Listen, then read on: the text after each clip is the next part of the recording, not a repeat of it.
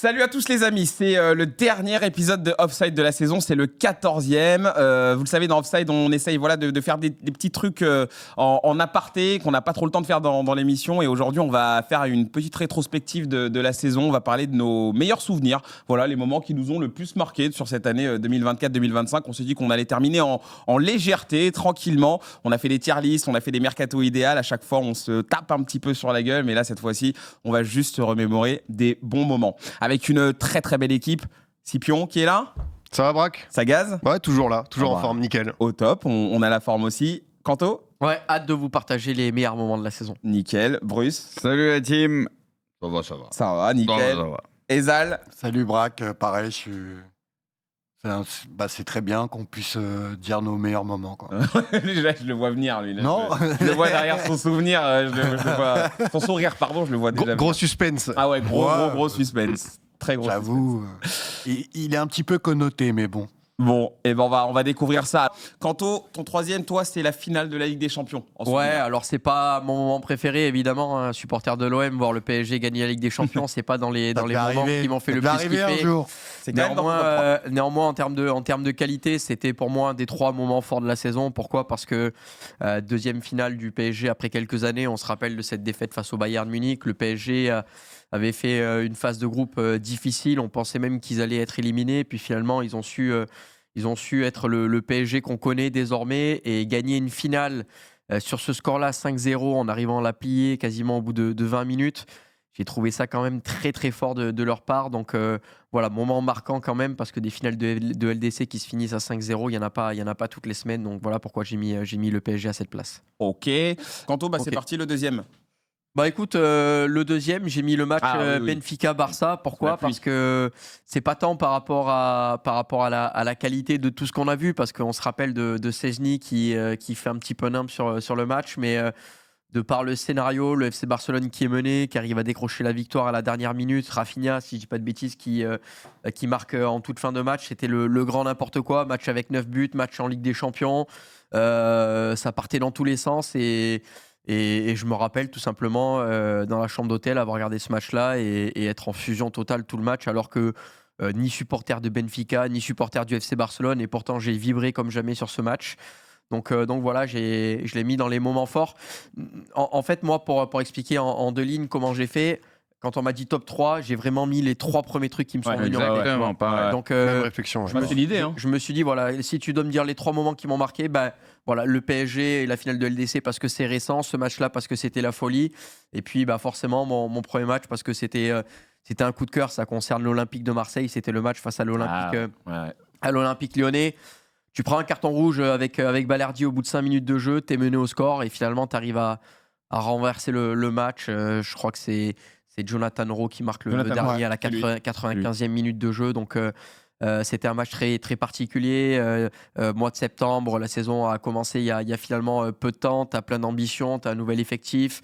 Tes supporters, t'y crois, t'as envie d'être optimiste pour toute la saison. C'est un match avec un contexte particulier aussi, parce que c'est l'Olympique lyonnais en face, que tu prends un carton rouge et que c'est frustrant. Tu te dis on va pas arriver à gagner ce match, finalement ça va être trop difficile. Et puis le scénario fait que les supporters marseillais ont été ravis de ce match-là au final. Donc voilà pour les 3 moments forts pour moi de la saison. Et en plus, de mémoire, les autres buteurs, c'est Lirola, Luis Garcia, non ? Et Garcia ça, qui tellement improbable. met une frappe un peu topée, lobée, probablement involontaire, mais c'est vrai que il y avait vraiment tous les ingrédients dans ce match pour s'en souvenir, quoi. Ouais, t'as mis un souvenir PSG, t'étais obligé d'équilibrer avec un souvenir mince. Le souvenir PSG, comme j'ai dit, c'est pas un souvenir qui m'a fait plaisir, mais quand tu suis le foot, c'est quand même marquant de voir une finale de LDC comme ça. Mais après, voilà, là où j'ai vibré, c'était sur un match de l'OM et c'était face à l'OL. Non, mais ça se tient totalement. Dans l'ordre, on a le top de Zal maintenant. Top 3 de Zal. C'est parti, on découvre ton troisième. Alors vas-y, raconte-nous Zal. Alors pour moi, c'est le match charnière du PSG cette saison. C'est ce qui a fait qu'aujourd'hui, ils ont gagné cette Ligue des Champions. À 2, on était menés 2. Enfin, on avait fait une très très bonne première mi-temps.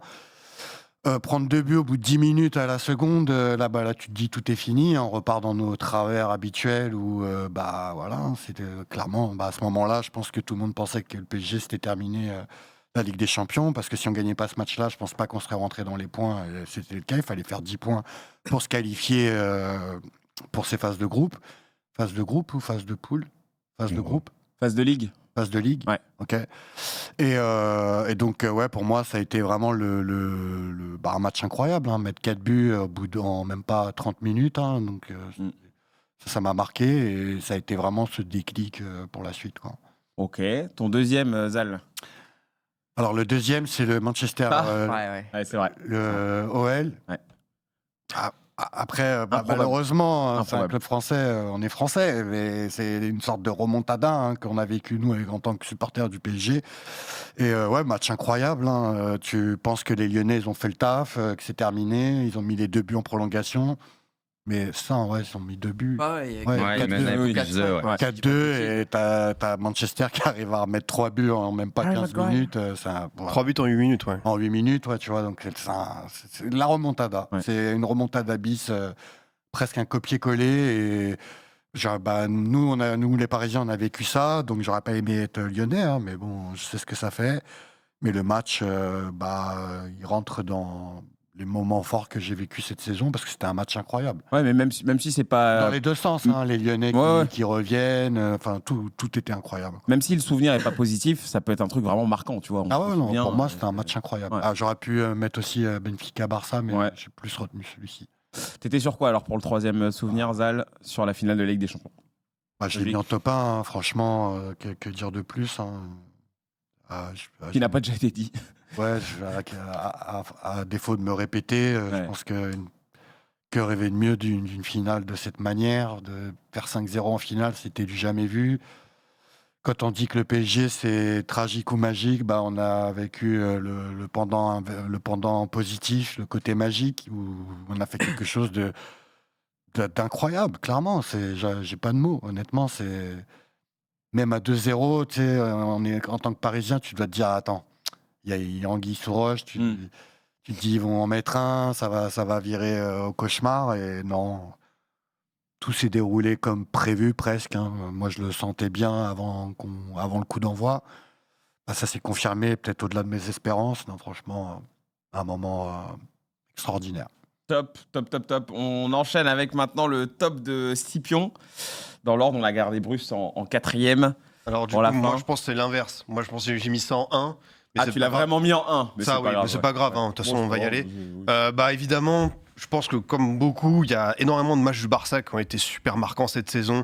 Le 4-4 contre l'Atlético en Coupe du Roi, il y a eu beaucoup de classicos, il y a eu la victoire contre le Bayern, il y a eu ce match à Benfica qui était fantastique. Mais pour moi, c'est ce qu'on a pu voir, et aussi grâce à l'Inter, ces 2 demi-finales. Le match a été incroyable, le 3-3, et ils ont réussi à faire mieux. Alors que déjà, je trouvais que le niveau de l'aller sur les 90 minutes était fantastique, avec ce match retour et le but de Fratesi en prolongation. Donc pour moi, c'est le summum footballistique de la saison. C'est ce qu'on a vu de mieux en termes de bataille, en termes de suspense, en termes de trucs un peu improbables. L'Inter qui réussit à finalement fausser le Barça, à passer devant, à être très peu mené, mais le Barça repasse devant au dernier moment grâce à un but de Rafinha. Et non, t'as Acerbi, 37 ans, on sait pas ce qu'il fout là, mais il les amène en prolongation. Et après, c'est vrai qu'il y a ce but de Fratesi et un Barça un peu plus fatigué. Mais vraiment, sur les 210 minutes qu'on a pu voir de ce match, c'est le truc qui restera de cette saison du 24-25 en termes de confrontation, de jeu, d'individualité, de bataille tactique entre Inzaghi et Hansi Flick. Il n'y a aucune des deux qui a remporté avec des champions parce que voilà, il y avait un PSG qui était au-dessus du lot. Mais en termes de plaisir de foot pur et simple, franchement, ce match-là, il restera longtemps. C'est une demi-finale tellement marquante. Ouais, en dramaturgie, c'est fou. C'est du jamais vu. Ouais. Ça s'est jamais arrivé. Ouais, je pense, ouais. Moi, j'avoue, en souvenir de demi-finale comme ça. Ouais, même, Score cumulé, c'est jamais arrivé. il y a eu tellement de trucs. Enfin, Yamal qui Ouais. prend les choses à l'aller, le match de Dumfries qui est impliqué sur je ne sais combien de buts. Enfin, franchement, c'était top. Acerbi, le but Ouais, qui sort de nulle part. incroyable. Ouais, Il y défenseur. avait la demi Tottenham qui était aussi. Contre contre l'Ajax, ouais. Ouais, C'est vrai que ouais. c'était Cette une demi, elle était aussi folle, ouais. pas mal. Mais là, j'avoue, Ouais. c'est quand même au-dessus. Ton deuxième, du coup, Scipion. Ouais, j'ai choisi un moment de la campagne du PSG. Pour moi, je m'arrête sur le Liverpool. Ok. Je pense que Zal a tout dit sur le fait que ce soit un déclic. Mais ce match à Liverpool, c'était quand même t'affrontais une des 3 meilleures équipes d'Europe. T'en faisais partie. T'avais aussi le Barça, mais à ce moment précis, Liverpool, c'était vraiment pour beaucoup du 50-50. On savait pas trop ce que ça pouvait donner. C'était vraiment un test ultime. Et finalement, on avait vu qu'à l'aller, ils avaient très très bien joué. Liverpool a été dépassé. Mais à la fin, parce que le football est des fois cruel, tu repars avec une défaite 1-0. Et au retour, beaucoup étaient convaincus, notamment les joueurs, Vitinha qui disaient on va aller en finale. tranquille, on va s'imposer. Ils ont montré la voie avec le but de Dembélé. Pendant 60 minutes, il joue très très bien. Ensuite, c'est un peu plus difficile défensivement, ça défend, mais tu as Donnarumma qui est très très bon. Et là, tu as cette séance de tir au but, tu dis, tu joues ton ami en Ligue des Champions sur ça. C'est quand même, tu vois, tout peut basculer. Pourtant, on s'était dit que si le PSG sortait là, bon, il était quand même sur la bonne voie, mais tu aurais un sentiment d'inachevé. Et là, ils sortent le grand jeu. Tu as Donnarumma qui sort les tirs de Curtis Jones et Darwin Nunez. Tu as le PSG qui tire très très bien. Tu as Désiré Doué qui met le but qu'il faut, qui lui aussi le fait passer dans une autre dimension. Et là, ça lance aussi quelque chose de supplémentaire dans cette campagne du PSG. En mode, ok, contre City, on était dos au mur, on peut les renverser. Maintenant, on peut aussi taper un très gros d'Europe. Et là, le tableau, il s'ouvre. Mais franchement, cette séquence de tir au but, je pense que dans la campagne du PSG, c'est un des moments plus que fondateur, quoi. On s'en souviendra aussi. Ouais. Et ton dernier? Mon dernier, du coup, qui était mon 3e à la base, mais je voulais mettre quand même un moment de Ligue 1. Que dire de plus, même ça. C'est vrai en plus. Non, mais pour certains, ça peut être de la culture d'instant parce que c'était récent. Mais si on reprend tout, c'est quand même fou ce qui s'est passé. C'est que Le Havre a évité le barrage et Le Havre a envoyé du coup Reims en barrage qui eux se sont fait reléguer parce qu'il s'est passé ça. C'est qu'ils ont fait un très bon match à Strasbourg.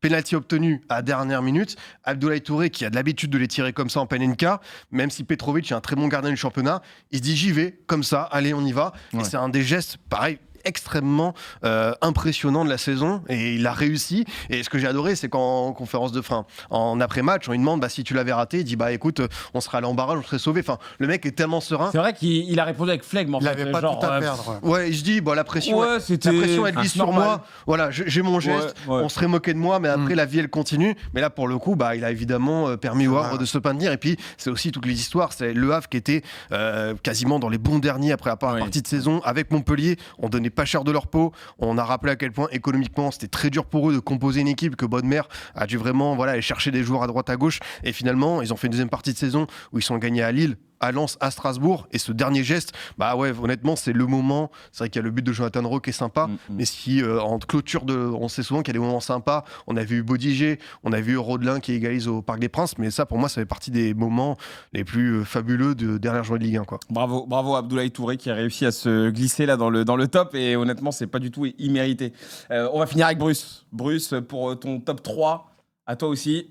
Alors, c'est quoi, c'est dans quel ordre? Il n'y a pas d'ordre. J'avoue que je savais pas qu'il y avait un ordre. Donc tu les as juste balancés, du coup. Non, au final, la LDC, parce que c'est une des finales les plus maîtrisées. Que tu as vécu en plus en direct. On était au stade, donc c'était incroyable l'ambiance.